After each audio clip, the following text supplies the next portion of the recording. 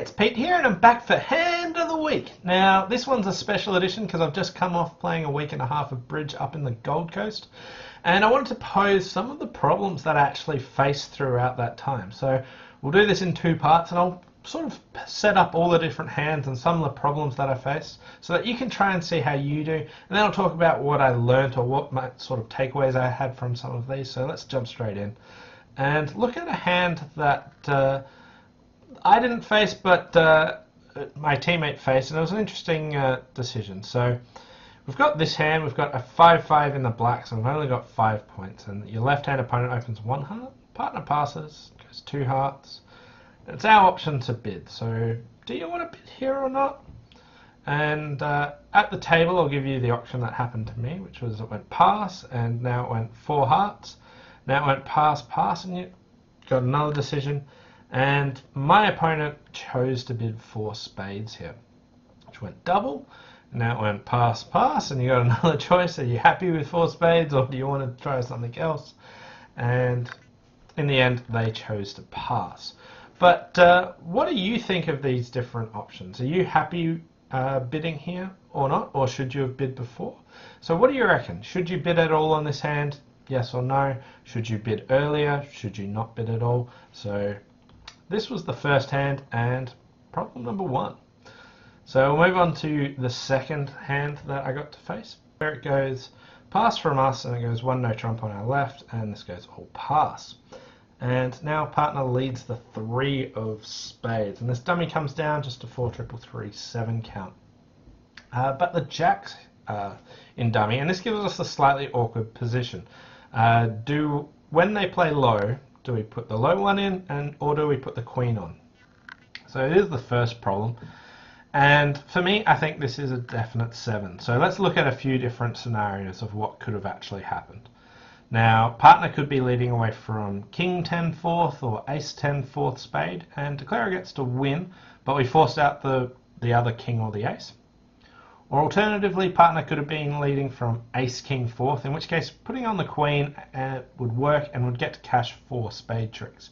But I think it's a lot less likely that partner's leading away from the ace king of spades rather than like king 10 or ace 10 of spades. And then the other option is, what if partner doesn't have the 10? Well, if declarer's got king 10 doubleton spade, we definitely want to put on low. Because if we put on the queen, they get 2 spade tricks. They would capture the queen with the king, and then the 10 and the jack would still score 1.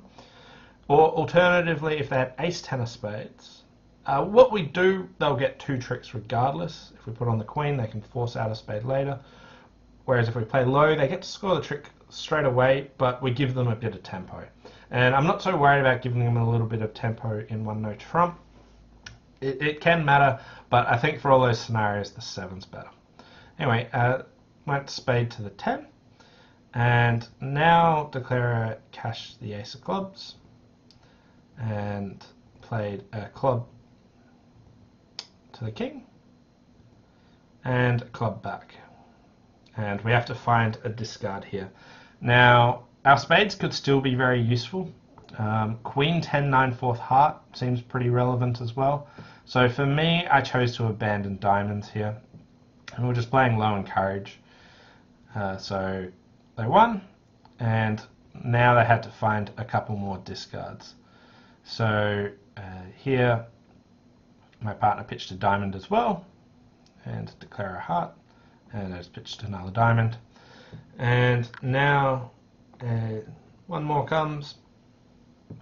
My partner lets go 1 of the spades, and let's go a heart. And now I decide that I can also let go a heart because West has 5 clubs.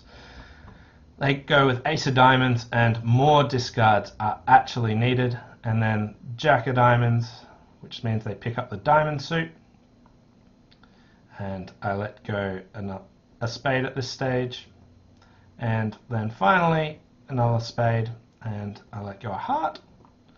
And my partner thinks for a while and plays the ace of hearts, and 1 more diamond comes. So what do we want to discard from here, and what's actually useful? So we know West has shown up with 5 clubs. We know my partner's got good hearts. We know my partner is down to 2 spades left, so Declarer has 1 spade and a few hearts, and my partner's got 2 spades and 2 hearts. And we know my partner's got an honor in spades, and they've got good hearts. So what should we actually discard at this point? So that was the second problem that I faced. Now moving on to the next hand. So this one, it went 1 heart on my left, and my partner made a takeout double, and it went 4 diamonds. And I said, what's 4 diamonds? And my left-hand opponent said, I'm not totally sure. I think it's a shortage. I thought that was pretty unlikely, but I started with 4 hearts, just saying I've got a good hand. Went 5 hearts on my left, pass to me. So I figured 6 clubs would be a decent proposition. So it went, we got to 6 clubs, and we got the ace of spades lead. And dummy didn't come down with my favourite hand. I'm okay with their double. It's on the aggressive side, but I think it's decent with a stiff heart and 4 spades, trying to get into the auction, being a bit pushy early rather than later.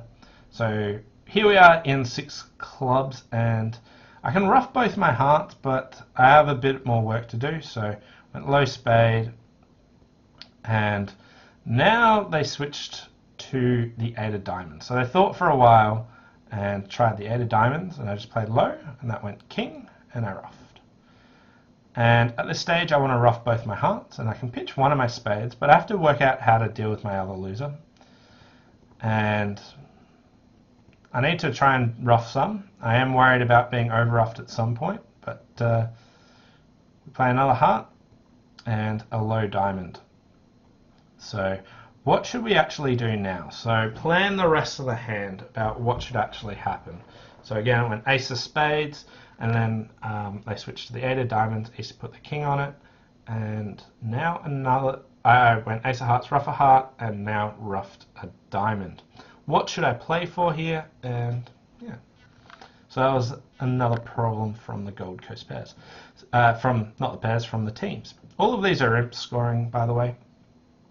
No match point problems. This next one went pass, and I wanted to try and plan the auction here. So what do you think you should actually open on this hand? This is a very powerful hand, but try and plan out the auction a little bit and work out how do you think you want to describe this in various different ways. I think this one's a tricky hand in many respects, but interesting bidding problem here, and there's something to the play later, but I'll show that in the next video. And then on to the second last problem hand that I had here. So I opened 1 heart, went pass, and went 2 clubs for my partner. This hand came from like one of the very first boards of the Swiss event at the end of the event. So I got to round out my shape. This was sort of like board 2 or something of a new, like a side event at the end. And I got to round out my shape. My partner bid 3 diamonds now. I just jumped to 4 hearts, and my partner jumped to 6 diamonds. And we got a diamond lead. And looking at this, I was like, okay, we're off the ace king of clubs, but good news, I can throw both of them away on my hearts. So I went king of diamonds and tried to see if diamonds broke, so won the second diamond. And it was at this stage that I realized trick 2 isn't really when you're meant to be doing your planning. So at this stage I realized that I can throw both my clubs away, but I can only ruff one of them at that stage anymore. So I'll still lose 2 clubs even though I got to throw them away. And I'd already ruined this hand. So this one's more of just an illustrative point. This was early board in the day, after the main event had finished, so my thinking wasn't on point.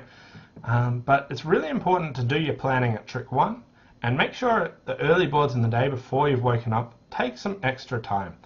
This hand I could no longer make, but if I won the diamond, went ace of spades, ruffed a spade, diamond to my partner's hand and ruffed a spade, then I could actually make 12 tricks. From this point you can't do it. So what you wanted to do is ace of spades and ruff a spade. Now we can ruff it high, and we can play a diamond over,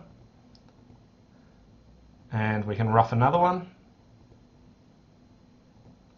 And now we can cross over to the King of Hearts, draw the trumps, and throw two of the losers away. So had a chance to make this one, but I played too quickly to a hand and messed it up. Went one down in a slam. Not the best way to start a new event.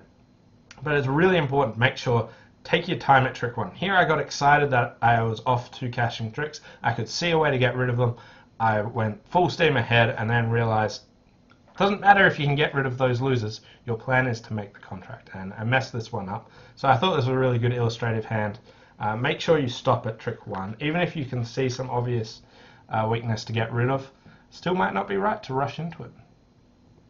And now the final hand that I wanted to bring up. So this one I've got 18 points, so I opened one diamond. My partner bid one spade. I jumped to 2 no trump. And they went to 3 no trump. All pass. And we got the 7 of diamonds lead.